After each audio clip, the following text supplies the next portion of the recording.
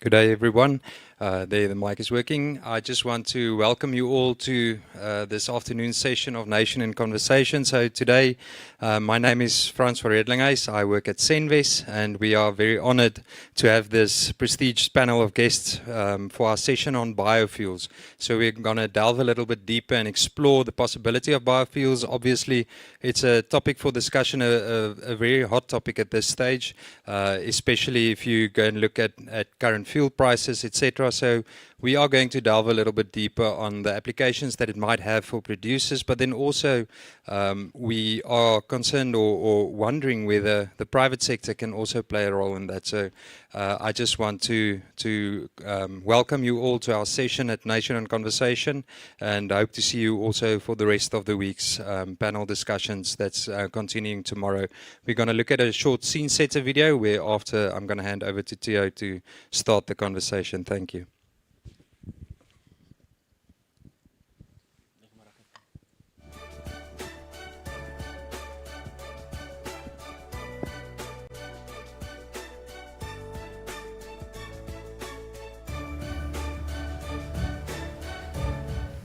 Good afternoon, ladies and gentlemen.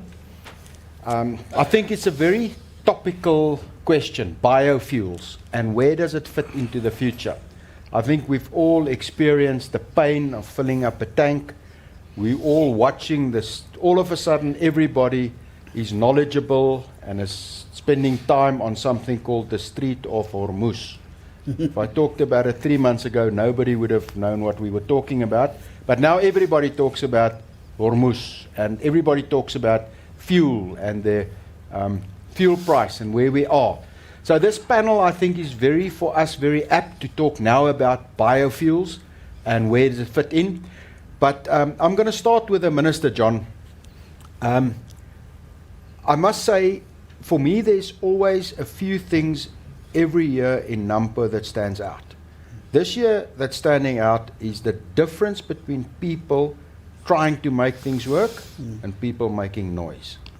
And it's important when we talk to organized agriculture, and I want to congratulate organized agriculture for the way that they stuck into getting things done. And personally, yourself as well. It is an uncomfortable environment with challenges. We've got the challenge of foot and mouth. We have the challenge of maize prices, grain prices, input costs. If you look back, and I saw your discussion on foot and mouth this morning, last night, the discussion at the social event. If you look back at the last 2 days, just a few observations. Yeah. Well, I think there's a number of observations. I mean, the first is to just see how, despite the fact that so many agricultural commodity groups are under pressure, whether it's the red meat sector, whether it's maize, whether it's wheat, there's still positivity and resilience and a drive to continue. And I think that makes a huge difference, looking for solutions rather than wallowing in where the problems are. And that has really stood out for me. The innovation, of course, always amazes me, that we still see so much innovation, and agriculture is really driving innovation in so many perspectives and so many ways. And then finally, just the attitude of our farmers. Just never give up, no matter how tough the going's getting. They're out there, they're in the fields, they're under difficult circumstances, and we're facing perfect storms in so many areas, low prices, the Strait of Hormuz, high input costs, credit changes with proposals with banks. And I just think it's amazing to see that resilience. And I think that's really what sets our farmers apart from farmers in other parts of the world. It's always amazing to me to go and, when I travel around the world, to interact with other countries and to see the huge regard for our farmers in South Africa held by others. These are people competing under difficult circumstances with no subsidies and are still shooting the lights out. Great news came in yesterday. We've now surpassed Spain as the single biggest exporter of citrus in the world. And we are completely unsubsidized, and it's due to Absolutely our farmers wonderful. and the teams around them that help them. Yeah. John, the topic today is biofuels, and to what extent it can be part of our future. Yeah. First of all, what is the current government policy and view on biofuels? Well, biofuels have been stuttered quite substantially since 2007, where you have spurts where there's suddenly movement on it, and policies are developed, and then you see an ebbing away again of it. The last paper I was able to pull was produced in 2014, and we're busy going through that to not go back to square one and try and reinvent the wheel. Because I think we do have an opportunity now, and the time is opportune, given the huge oil price increase and the price of diesel going up, for us to start really seriously catching up to some of our counterparts. And I'm not talking about our counterparts in first world countries, I'm talking about our counterparts in BRICS alone. Brazil, America. Brazil and India are world leaders now in biofuels and what it means. And I just pulled some of the stats here that were part of the briefing document that was given to me when we went to see the president at the investment conference around this. And it says here very clearly that our existing maize surplus of between 2 to 4 million tons could produce between 800 million and 1.6 billion litres of ethanol annually. And there are some things we have to change. We've now got the paperwork. We've done the strategy. It's been flogged to death. It's now time to make the tough choices and the tough interventions that need to be done to get it over the line. But government is not known for implementing plans. But I'm gonna get. Well, we'll get to that just now, hopefully. Yeah. Peter Starling, you are the chairperson of Elco NCP. So first of all, who and what is Elco NCP? Oh, thank you. Elco NCP is the current iteration of an operation that's been running on the banks of the Mgeni since about 1868. And we make alcohol at that operation for all of you to drink. So thank you very much for supporting us. I've been drinking a lot during FMD. Yeah, it was a good year. Yeah. But maize prices were high. But maize prices were high. I didn't say it was a profitable year, I said it was a good year. Elco NCP was bought by the Elco Group in 2001. 2001, and previously it was part of Centrichem, which was one of the chemical conglomerates, and then part of Dow Chemical. Elco Group is a Belgian-based company, and you talk about the stuttering of biofuels. In 2007, the only production unit that Elco Group owned around the world was Elco NCP, and in 2007 we made 50 million litres of ethanol for the beverage industry. Elco Your Group, source, what was your source? Your our feedstock? source at the time was molasses from the sugarcane industry. From the sugarcane From the industry. sugar Okay. industry, yeah. Now, 2025, 26, depending on how many times you ask ChatGPT the answer, Elco Group is somewhere between the 8th and the 15th largest producer of ethanol on the planet. We produce 1.5 billion litres of ethanol, of which 1.4 billion is for fuel.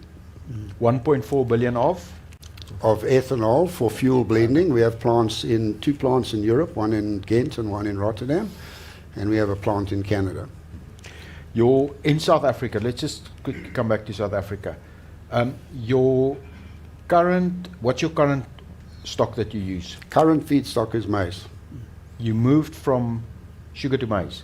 We moved from sugar to maize, and I'm sure most of the audience here is not sugarcane farmers, so we went to the extent of actually buying a share in a sugar mill to try and, so from 2008 to 2021 we owned a share in the Umfolozi sugar mill, but the sugar industry in South Africa has been a continual state of decline since 2000.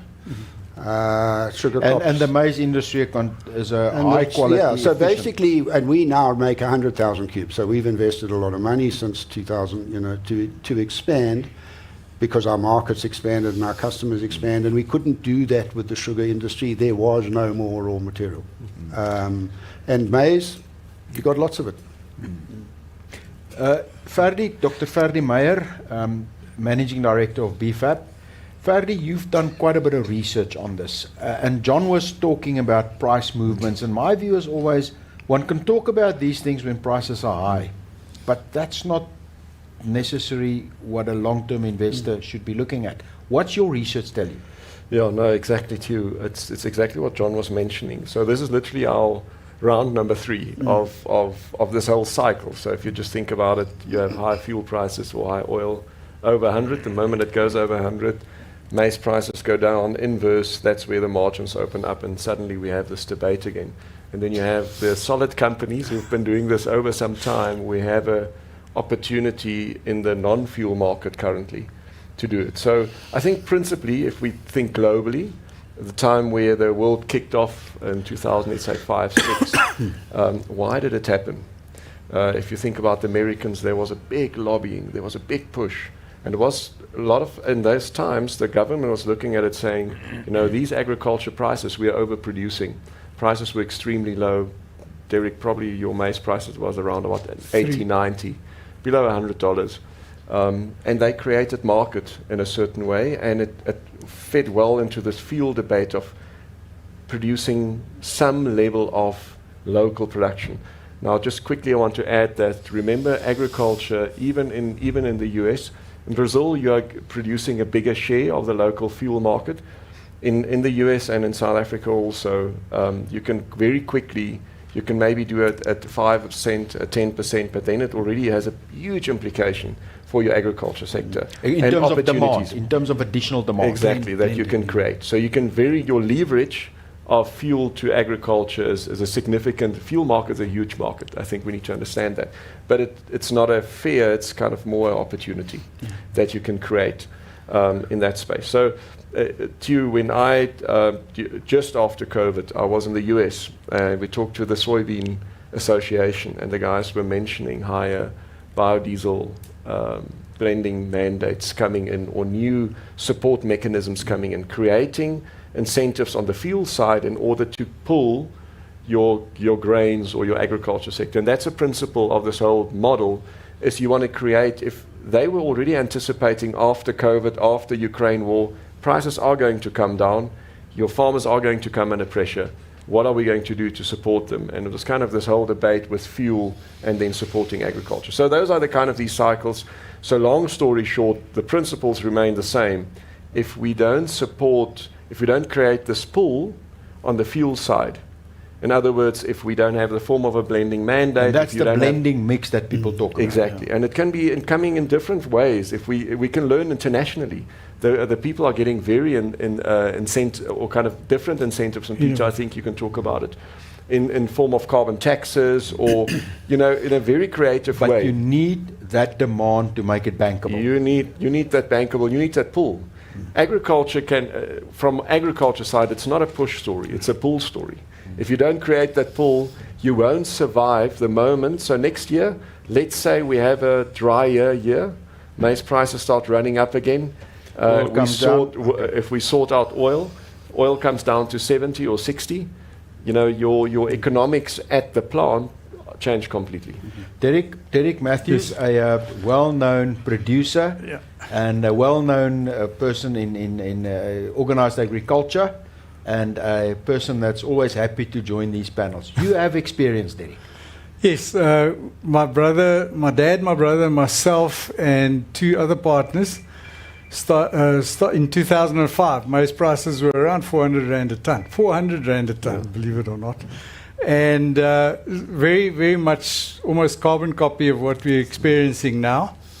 And just simply couldn't sell the maize. And, ethanol was presented as a solution. The US had just made huge investments, and that it was actually still in the beginning stages in the US as well back then. And my brother and I took a trip to the US. We attended what was called EPAC, Ethanol Producers and Consumers. It was a conference, and we figured that if there are producers and consumers together, you're going to get a fairly good idea of what it was. This was around July of 2005.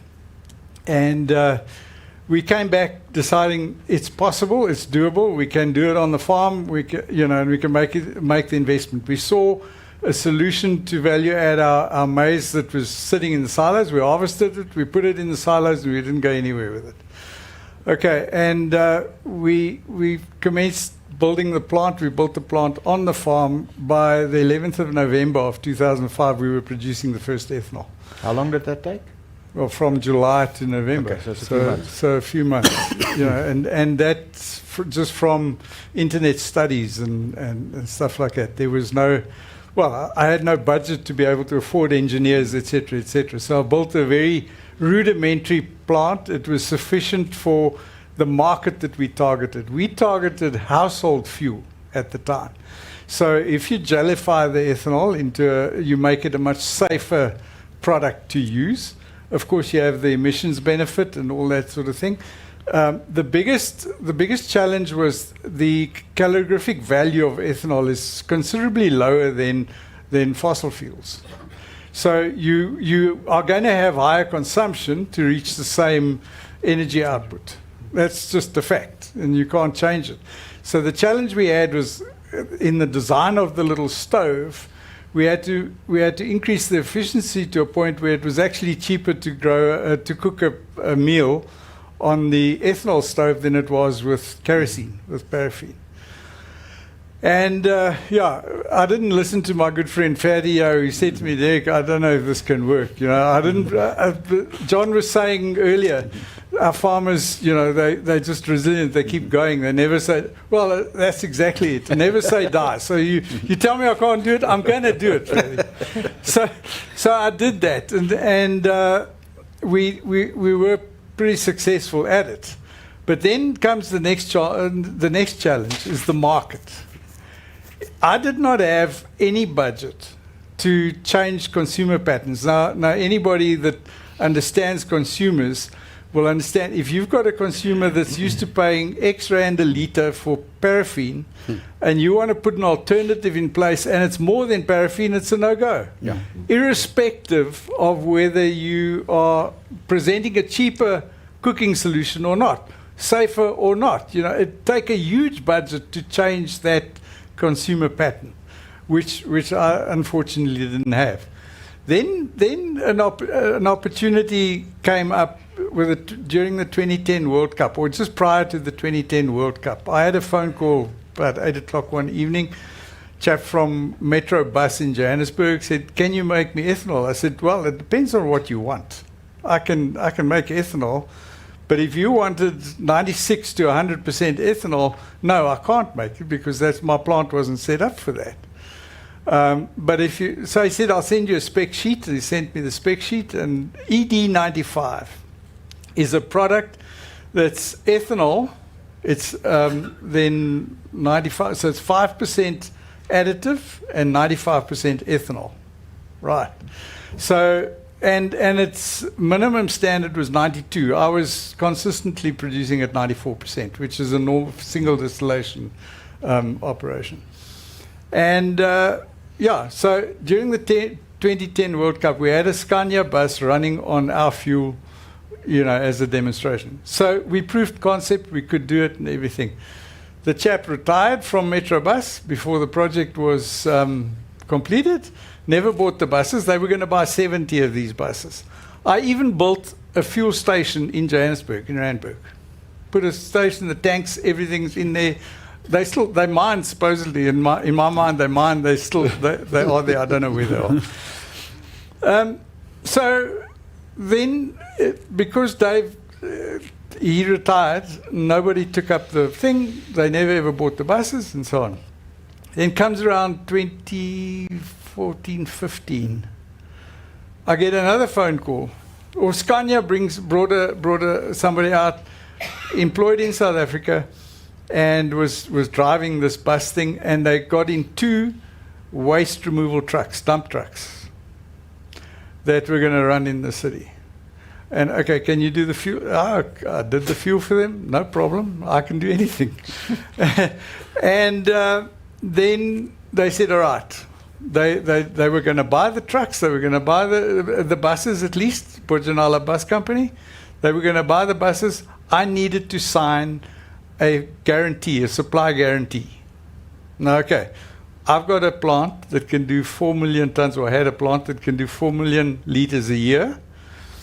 If that plant breaks down, I could supply sufficient for what they wanted. But if it broke down, I had a problem. Then I had to import it out of Brazil or wherever it's the cheapest in the world. So I had to do my pricing on a supply guarantee. I had to do the pricing at whatever it was going to cost me to be able to honor that guarantee. And that put me out of the market. So they didn't buy their buses either. Come 2012, I closed the doors because you can't sell the stuff. So it all, on your, from your story, it all depends on the bankable demand. You've got to have the demand. You've got to have the pull. If that we pull can is build a not there, factory that- tomorrow. And we can It's produce easy. it, and we can Easy. produce rice. Why is, Peter, in some other countries in the world, what do they do to create the demand? Well, if I look at our operations in Europe and North America, and we do a lot of business out of Brazil, but we haven't ever invested in Brazil. You have different reasons for biofuel programs. So United States and Brazil were fundamentally energy self-sufficiency, so don't import fuel, but we have big agricultural industries that have ability to grow. So we To will supply the feedlot. to supply the feedlot. So we will mandate that the oil companies have to buy it. And if we create the offtake, the agricultural industry will be able to develop to supply it. Okay, so in Brazil, they gave cheap loans to, way back in the mid-70s, cheap loans to sugar industries to build ethanol plants. Those loans are long gone. You don't get cheap loans anymore. In the United States, they just said, you got to put it in, and pretty much incentivized the pricing to extent with the oil company by penalizing them for not using it. Okay. And that means you create the bankable demand. So that you you're talking create the best. So now in South Africa, we've worked a long time with the oil industry, but they're doing us a favor by considering putting ethanol into petrol, and maybe when they had the refineries and things was a bit different, but it's, they're saying we won't pay more than the basic fuel price, and so they're doing us a favor, and all of that work that's being done is being done focusing on agriculture. If you don't make the oil industries buy and incentivize them, I mean, in Europe, there's value in, they didn't do it for biosecurity, they did it for sustainability, so it's a different model. So all of the incentives are steered towards low carbon, etc. So the first question you have to address, and that's from a government's point of view, why would you want a viable biofuel industry or not? Why would you want that? Well, first of all, if one looks at what we spend as a proportion of our budget on importing oil and fuel into the country every single year, it's excessive, and there are cheaper options. But if you want to open up that pathway, government's also then got to come to the party. In Brazil, they do it by subsidizing the cost of the ethanol-based fuel. Makes it cheaper for consumers to use the ethanol-based fuel rather than using traditional fuel supplies. But they also mandate blending mixes. So those are mandated by government. I think what is also different now in terms of the demand is the new regulations around aviation fuel and around shipping fuel, where there's now mandatory amounts that have been set that we have to move to by 2030 in order And that will to create more of a regenerative view on it. Absolutely, and we'll have to meet that demand that's now being created as well. But to my mind, and my interest in it from an agri perspective is that it gives farmers options.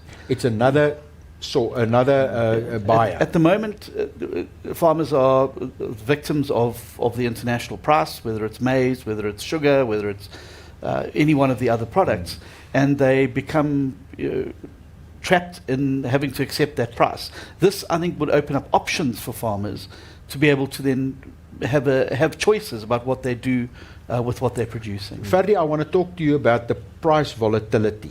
The volatility of prices in terms of oil price, and the volatility we now in maize almost at export parity.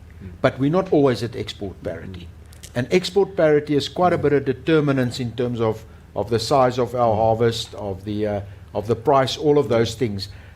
If you take a view of the prices, there's only certain times when it will make pure financial sense. Just your view on that. Yeah, so I think if we just think about maize and the productivity of our maize, let's just quickly talk about those numbers on how fast our maize industry has expanded. So Derek, from let's say 2005 until now, 20 years down the line, we have improved our yields on an annual average by between 4 and 5%. Now, to you, that is faster than what the Americans have done. We've actually closed the gap on the US. I was in a discussion on Monday Yeah. when somebody that's my age, so an older gentleman, he was saying that when he finished varsity, he thought they would give him an honorary doctorate if he can achieve 2 tons a hectare on his farm.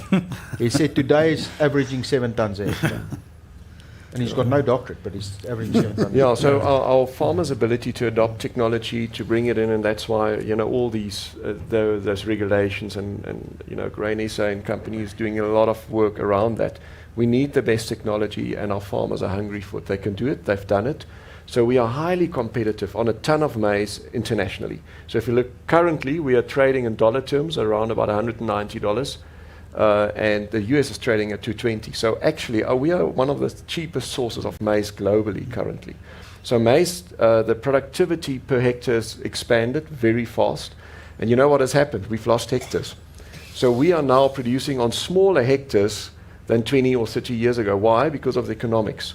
Because we are constantly pushing that limit, and we are at export parity. And at export parity in most of the season. So if you're saying what's the right time, it's from now until September, and that's typically our window also for exports.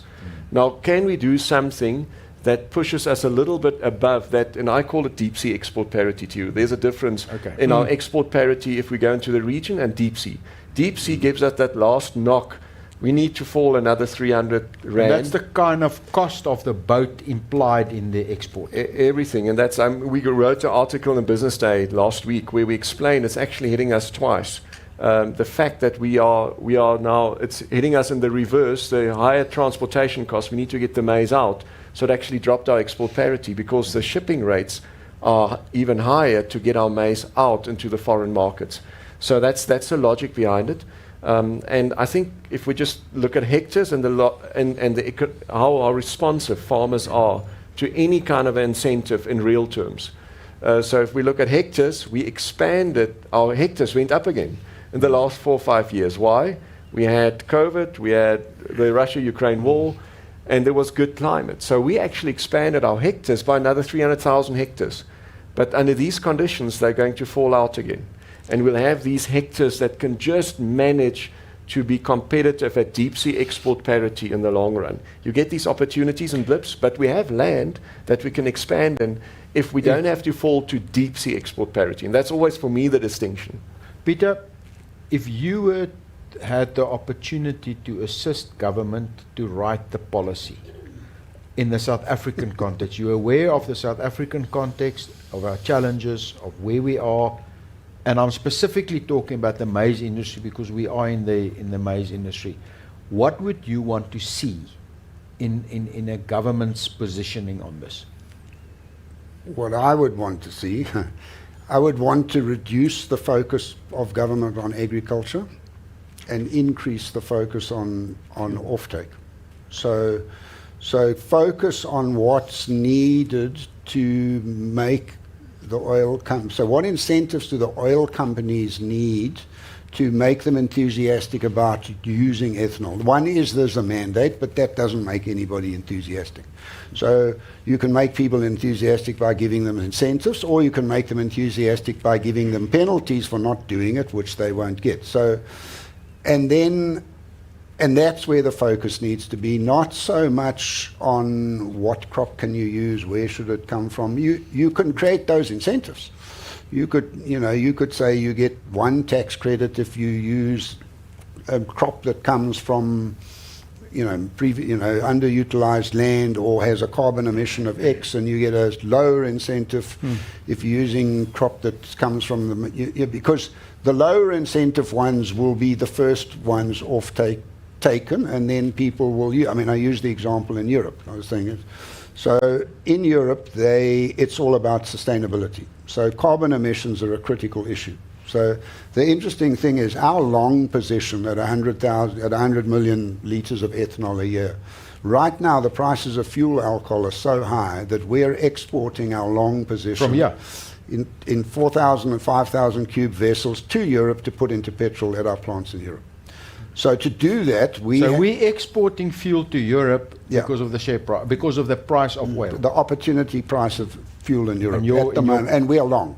Yeah. So do I want to send it to West Africa for beverage, competing head-to-head with the local cassava, or do I send it to Europe? It makes more sense to send it to Europe. It doesn't always. It's just right now it's a free market price.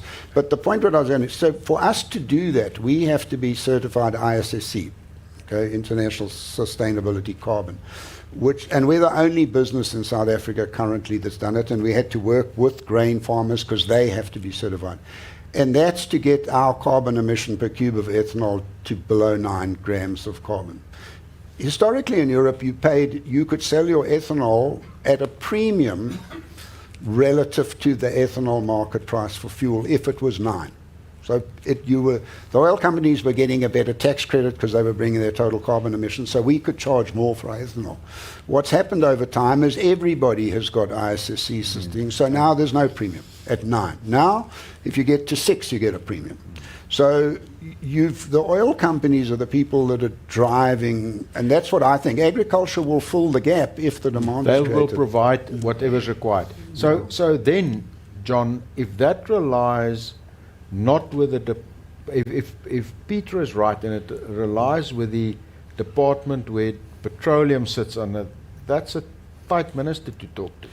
Yeah, but I think that what you have seen now is a bit of presidential impetus, and it arose from the last investor conference where a big company like UPL came and said we want to put a big investment into a biofuels plant in South Africa, but we need to see the policy changing.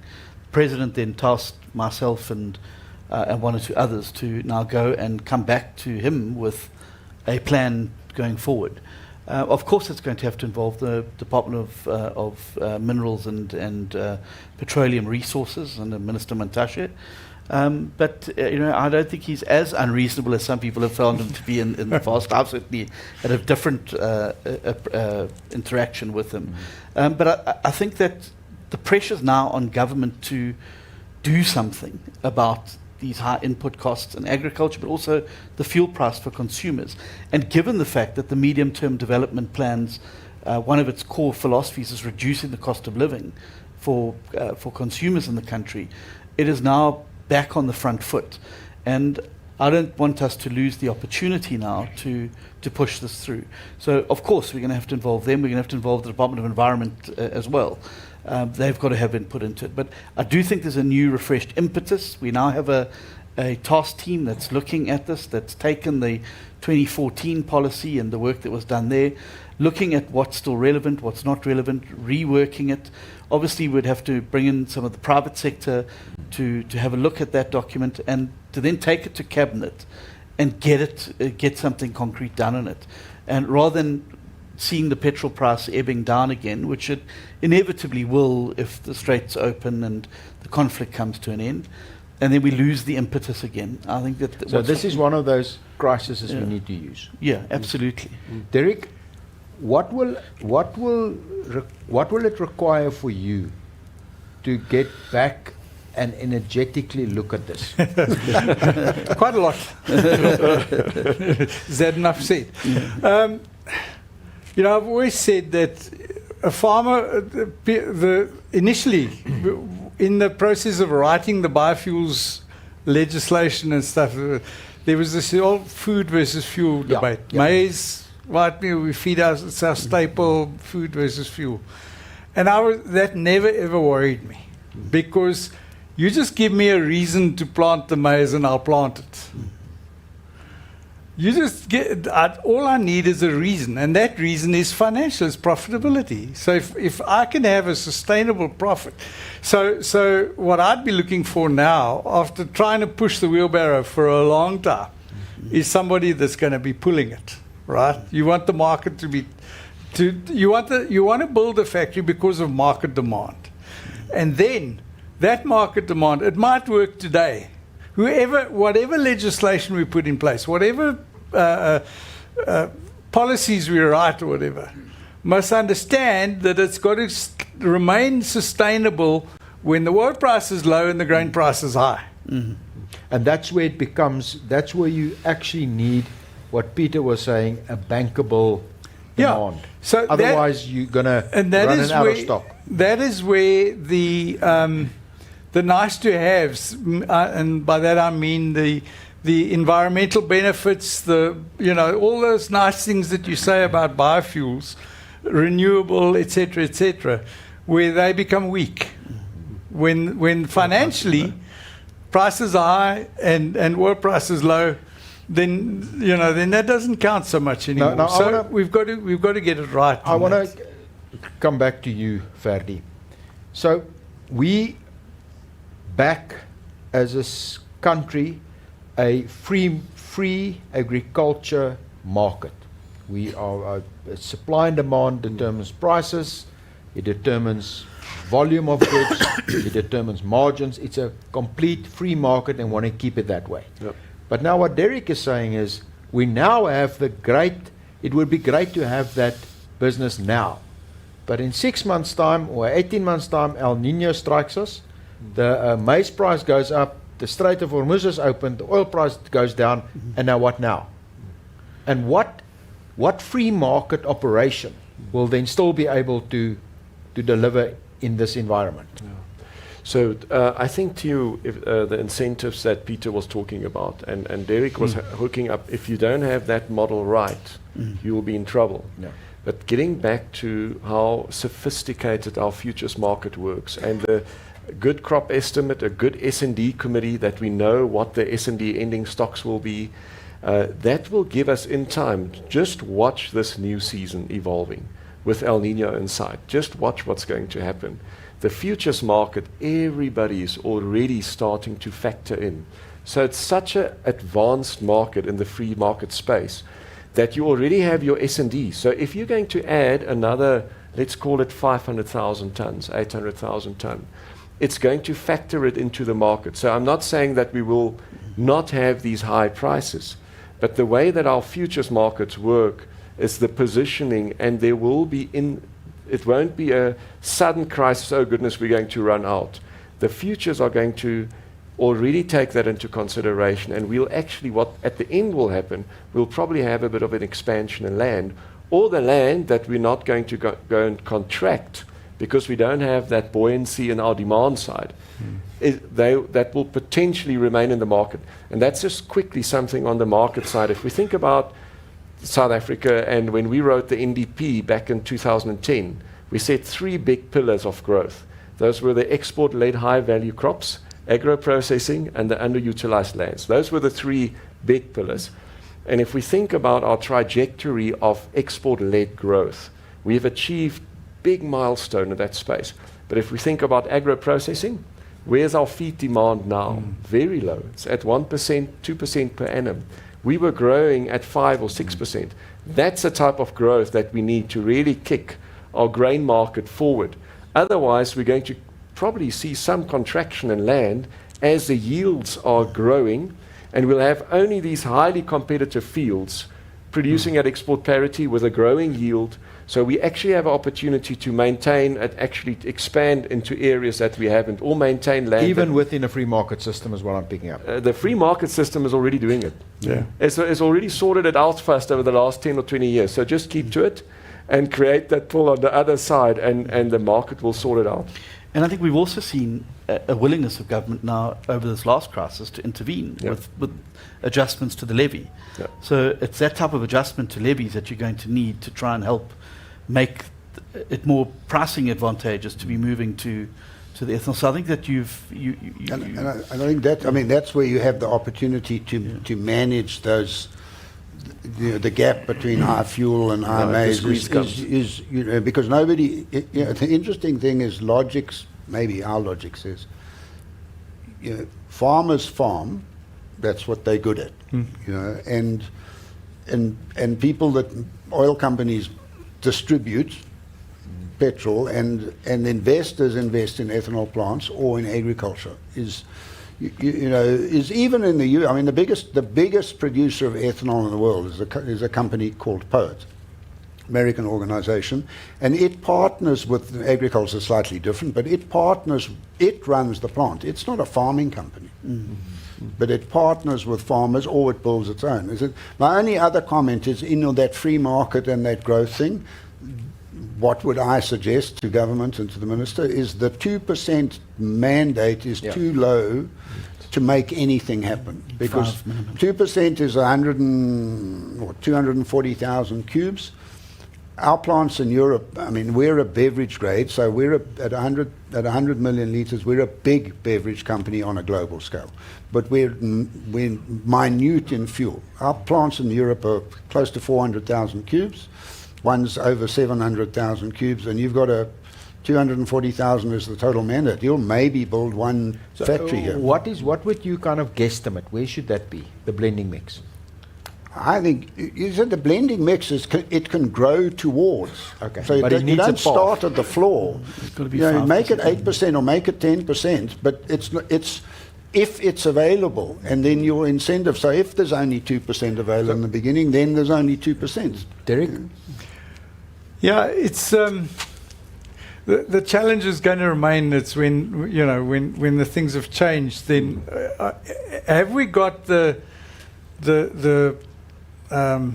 what's the right word? The sustainability into it.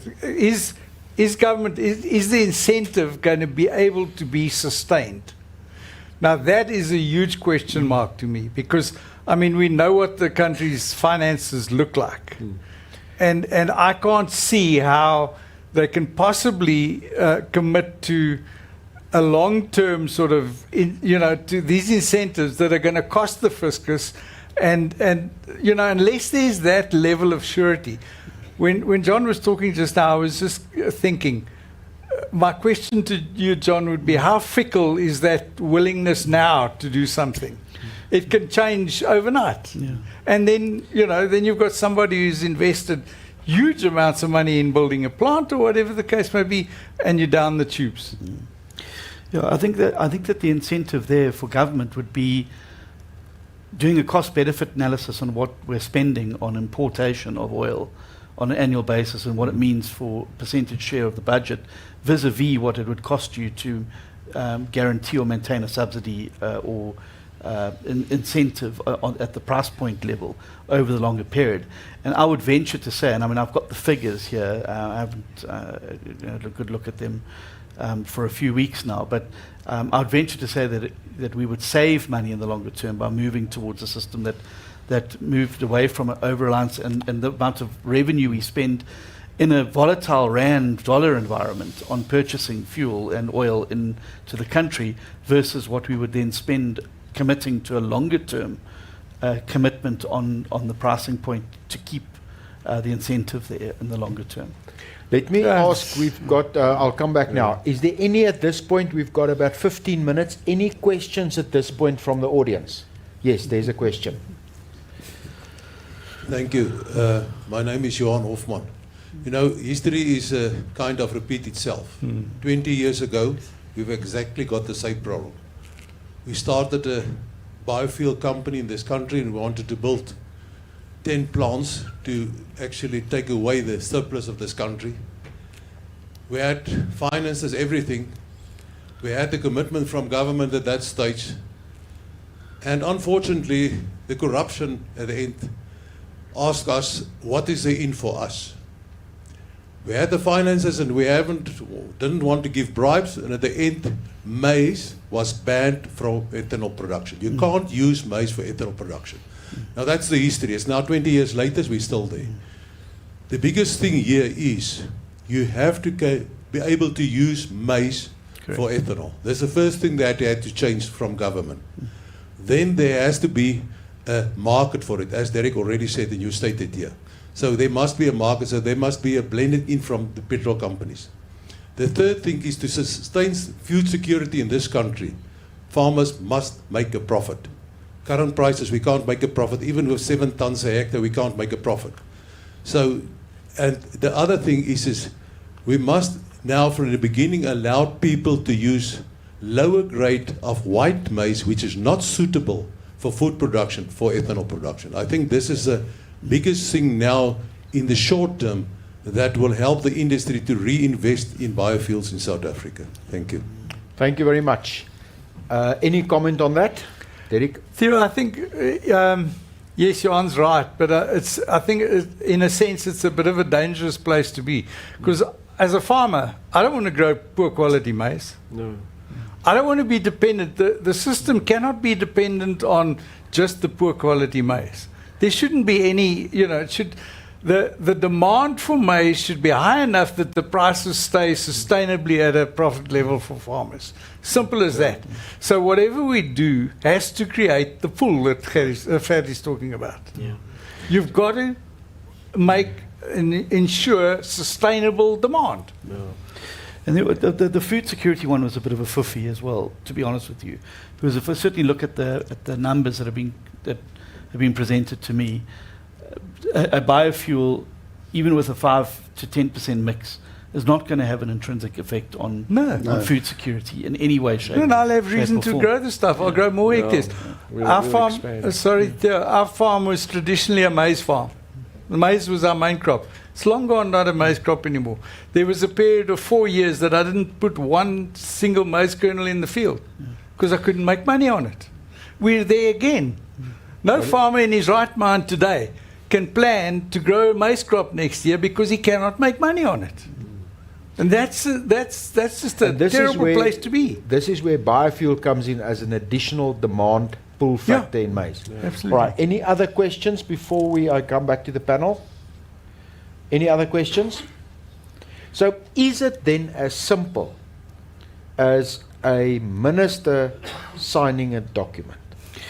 I think it's a lot more complex than that. If it was that, we would be able to do it already. Certainly, if it was this minister, it's got to go through cabinet, and it's got to go through obviously the fuel lobby, which is a very strong lobby in the country, very powerful lobby in the country. But I do think that with enough effort, we can enough impetus, and with consumers on our side, we're also looking for alternatives for cheaper input at a farm level, but also cheaper fuel prices.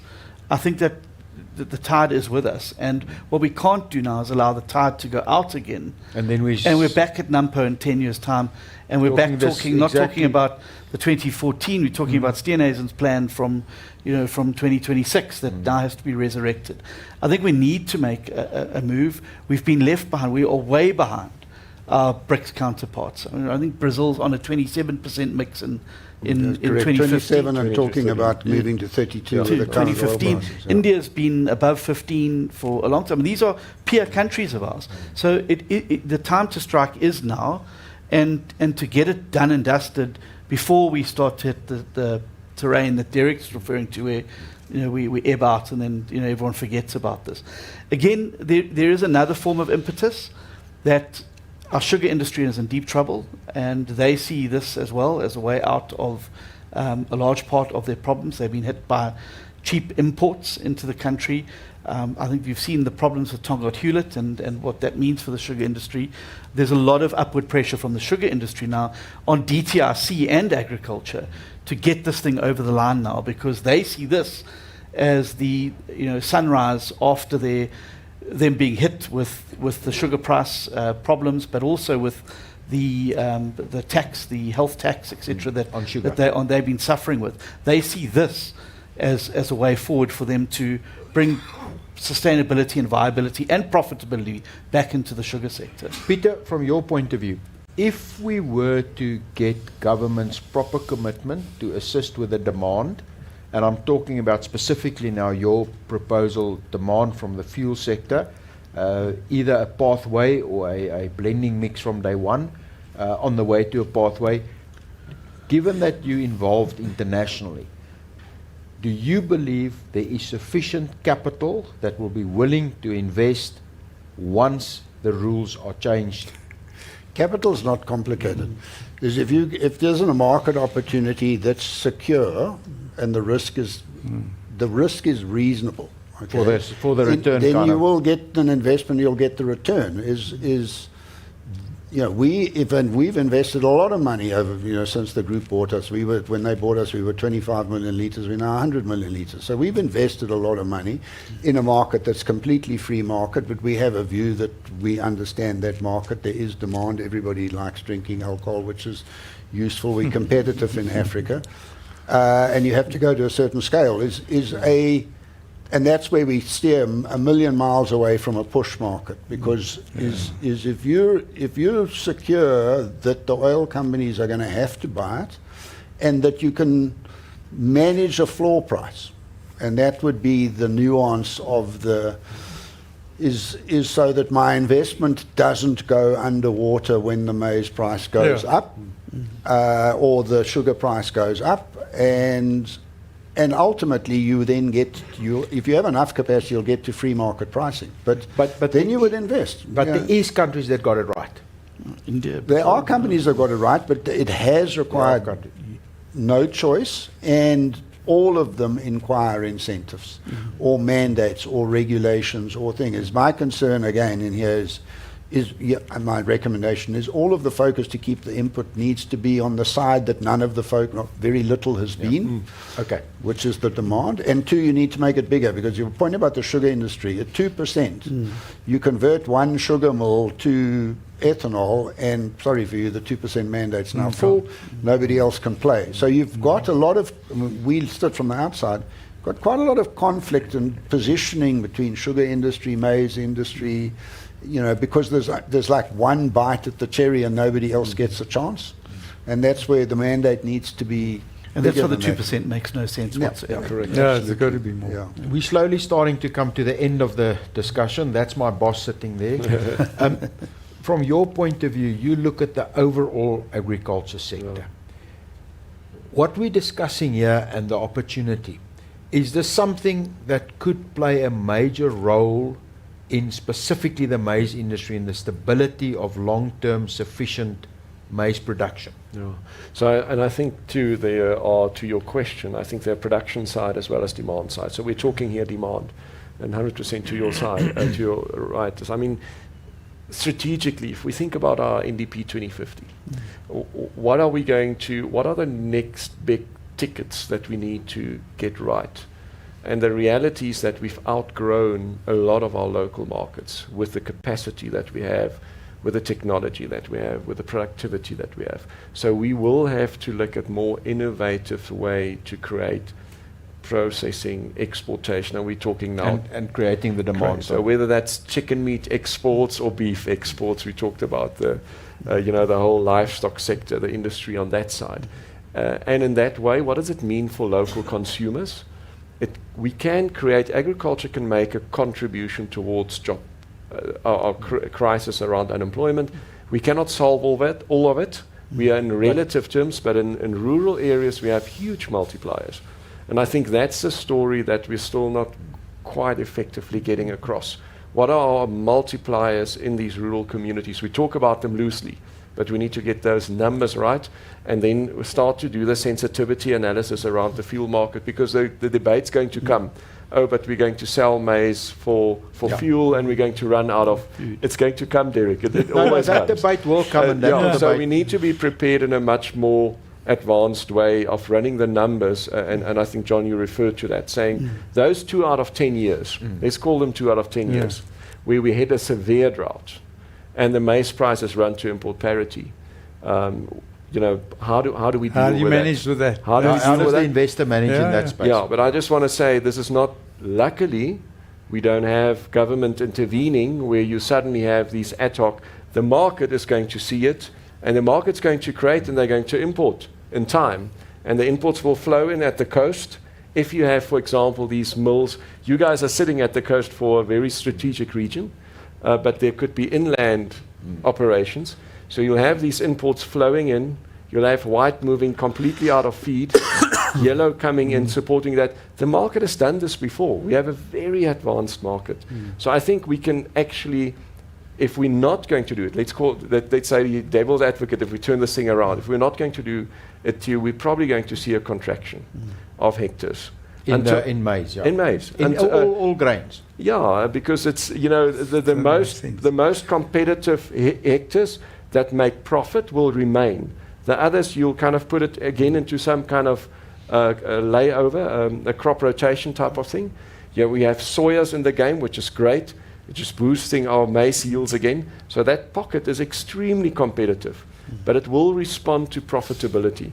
And if we don't grow it, and I think given transportation, given international trade uncertainty, creating something, we call it a SAM, a serviceable market in the local market, if we can expand that, I think that's our next step as an opportunity. A last question? Yes.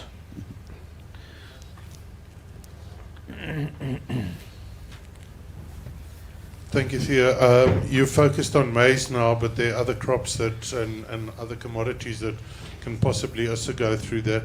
More drought resistant can be grown in areas with low precipitation, sorghum specifically one of them, and which could also help bring markets in balance and reduce the maize hectares. Can we comment, or is the conversion just simply too low on something like sorghum to make it, and the other commodities to make it viable? Thank you. Peter, can you? Yeah, I mean, you can process sorghum. I mean, again, it's just a matter of what's available and what's the price. Is the US has large operations operating on a mix of maize and sorghum. Generally, we're not aware of any that are 100% sorghum. But it can be. Based on being invited to speak, we're doing some research on what those are. But and again, that's where you could make incentives. Imagine if you've incentivized the oil company by giving them a bigger tax rebate if they paid more for ethanol that was produced on underutilized land. Yeah. Then maybe you would create that sorghum demand. You'd create the maize demand first, because, to be honest, the maize will come easier and quicker. But if you then say, well, hang on a second, the startup, because the risk factor of building a plant and then being dependent on a new crop being passed in an underutilized area, think of the other thing. What if the crop doesn't come? I mean, right now you've got mandates, you biofuel license, and there's a whole lot of things that go with it. So you've got to build a plant that needs, this plant our side will need similar volumes, 300,000 tons of sorghum to run our existing plant. And somebody's got to first plant it. And you're investing the money. There's no way you're going to do that until it's planted. Derek, a last word from you? Theo, the farmers are ready to do this. Believe you, soyas are a perfect example of that. They put up the demand. The demand was there for soyas, and now The farmers they just went. how many years? 4 or 5 years later, we're in a surplus. Prices are now depressed in soyas because we can do it. Grain sorghum. My friend Willem is in the audience here from the sorghum cluster. How many hectares have we lost in sorghum production? There's a huge. Farmers understand how to grow sorghum. It's very similar to maize. It is more drought resistant. It does make a lot more sense. I get back to the what Ferdi was saying. If you create the market, you create a reason to grow the crop. The farmer Farmers will will come. grow whatever the market wants. And if sorghum makes sense, if the price is good for sorghum, and we are in a volatile climate, we do have so sorghum is more drought resistant, and of course that's what I'm going to do. We're more than ready to do it. I mean, just in our area, we've seen quite a lot of expansion in sorghum this year. There's a lot of sorghum grown there. Thank you very much, guys. I've run out of time. Derek, thank you very much. Peter, thank you very much. Thank you very much, Ferdi. John, I'm going to ask you a last question. Yeah. And this is a bit of a loaded question. This is a loaded question. If you look back pre the Government of National Unity, being appointed as Minister of Agriculture, and today, what surprised you, positive and negative, on, let's say, the broader agriculture community? So, I mean, certainly going into a department, and I think I said it in one of the earlier sessions, that you sit in an opposition with a particular view of what's going on in government. And I can tell you, having got there, it's 1,000 times worse than you ever imagined when you're in the opposition. To just see how really good people have been completely under-resourced to be able to do their jobs and responsibilities. And you just wonder how anything was moving at all given the massive under-resourcing there. I mean, we've really got some excellent people in the department. Our registrar, for instance, at Act 36. But, it cuts off at the knees because not enough staff to be able to process applications. Then he gets the hammering for not being able to process fast enough. But have we really given them the opportunity? And that's the thing that's really surprised me in government. We've expected people to perform miracles, but not even given them the most basic of tools. The most positive thing that I'd say is that the sector really is a can-do sector. And where you're very lucky as a minister in this sector, unlike other areas, is that the real expertise, knowledge, know-how, experience exists in the sector, in the industry bodies like Grain SA and the other ones, and their willingness to be able to share that knowledge. And so that's why I've had to reorient the department's view to saying our job is not to farm or tell people how to farm. It's to build the system that enables Create the Derek, ecosystem. to create the Derek Matthewses and others to be able to do what they do best, which is go out and produce at big numbers. And then also to do what Ferdi has said, is try and open markets, because that's where our farmers get the premium. Being able to open more markets for sale in overseas markets for our farmers. And we've seen that certainly in the citrus, deciduous fruits industry, and when that happens, the pull-through and the demand that creates to supply those overseas demands pulls more players into the value chain, more small-scale players being pulled in to meet the demand, more hectares being put under orchard to be able to meet that demand. And that, for me, is where a large part of the future lies, is in creating those demands for our agricultural products so that our farmers get the premiums on that. Thank you very much. Thank you. Thank you, Derek. Yes, sure. There's just a quick question. Yes. Yeah. Sorry, I'm taking a gap here to you. I just don't want to let the conversation on biofuels die here. So I just want to know, where are we going from here, and who's going to take the lead? Yeah. So we've already set up a task team between our three departments that are busy looking at the 2014 document, and, as I said, seeing what still is relevant there and what's not, and then starting to crunch the numbers. And we've obviously had some private sector assistance as well. But I do think there's now an opportunity, and having listened on the panel now to what's been said, to widen that to include some of the people that are here, to give some insight into it, so that we don't lose the momentum going forward. My real worry is that, well, I suppose we all want the war to end in Iran, but we, that it ends tomorrow, the fuel price improves, and everyone says, okay, off we go then, and we forget about this. Forget about the whole thing. Forget about the whole thing. I think we've got to use the impetus that we have now to really get this thing over the line, so we're not sitting in another 10 years having a should we, shouldn't we debate. Yeah. Thank you. Thank you very much, John. Thank you, Ferdi. Thank you, Peter. Sure. Thank you, Derek. I just want to thank specifically again Agri SA for the great event that they're running for Nampo. There's a reason why this is probably, yes. Grain Great SA. SA. Who did I say? Agri SA. Oh, apologies. That is my fault. I apologize. I sincerely apologize. Can you please scrap that from the record? That was never said. That was... Yeah, can I retake that? I want to thank everybody from Grain SA, specifically Forrest Gump. Thank you very much. Thank you, Derek. Thank you for coming around. Sure. Thank you, Richard. Thank you, everybody from Grain SA. I think there's a reason why Nampo is internationally recognized, and there's a reason why people want to come here, and it shows the energy and the positiveness of the South African agriculture sector. Thank you very much, and thank you, Grain SA. And thank you to the panel. Thank you. Thank you to you. Thank you.